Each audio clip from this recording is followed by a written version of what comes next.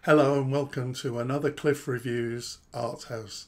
This time I'm reviewing the film Blink Twice, directed by Zoe Kravitz. So it's interesting how this film is generating quite different reactions. It's got mixed reviews from the critics, and I know a couple of people who loved this film. Unfortunately, I didn't. In fact, I have many problems with it. It's a psychological thriller about a rich tech entrepreneur, Slater King, that's been exposed to some kind of scandal. We don't know exactly what the scandal is, but we know he's done wrong. He buys an island where he can invite his male friends and groups of women.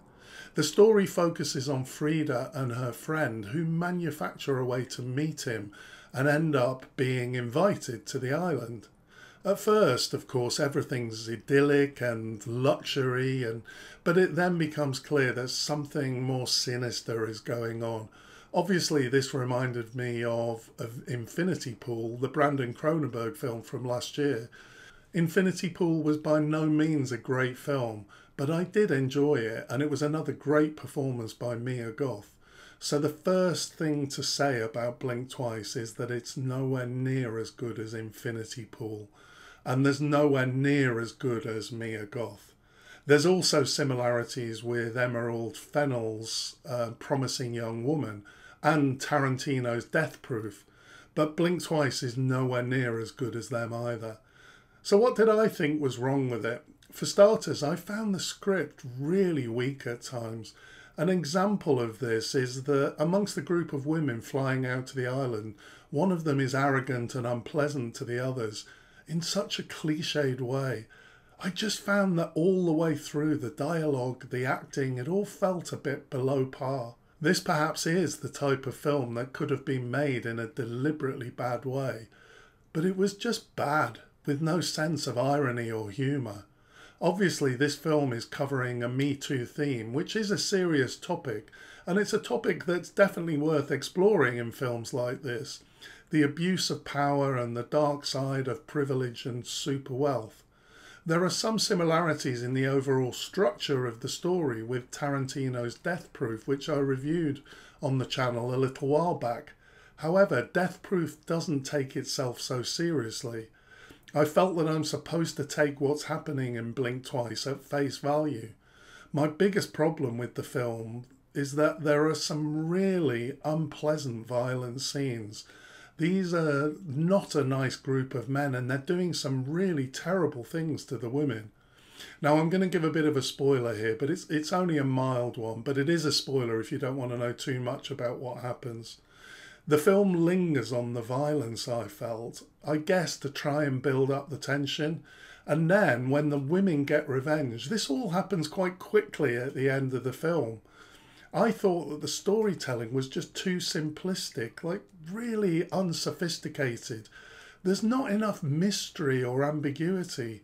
Just a quick example is there's a creepy snake woman who just appears from time to time to look creepy, but there's no depth to her character apart from the fact that she looks creepy. Clearly there was potential to understand more, that was potentially an interesting character. The snakes proved to be significant, but we know very little about her.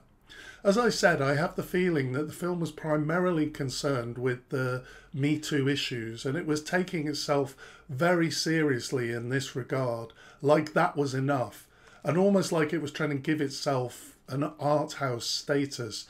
But unfortunately, it just doesn't get anywhere near this level.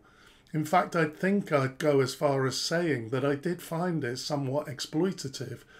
It's not empowering, using the Me Too atrocities to provide the entertainment. Zoe originally wanted to call this film Pussy Island, but there was a lot of resistance to this title in terms of it being printed on billboards or tickets. She explained how she was trying to reclaim the word, and I can see the point of this if the film was empowering, but for me it just wasn't doing this. So this title really would have just made it worse.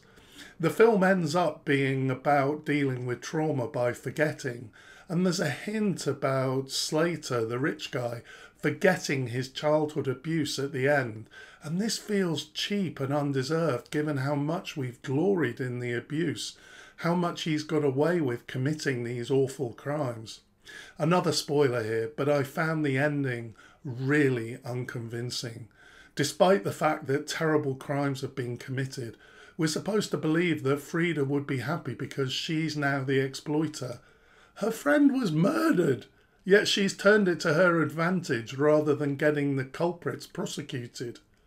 There are some similarities with the ending of Saltburn, but I thought Saltburn was so much better in terms of how it built up to its big reveal at the end. This was Zoe's directorial debut, so I don't want to be too harsh on her. It's not the worst film ever made, but I don't think this film really holds up, so I wouldn't recommend it. Thanks for watching and see you next time.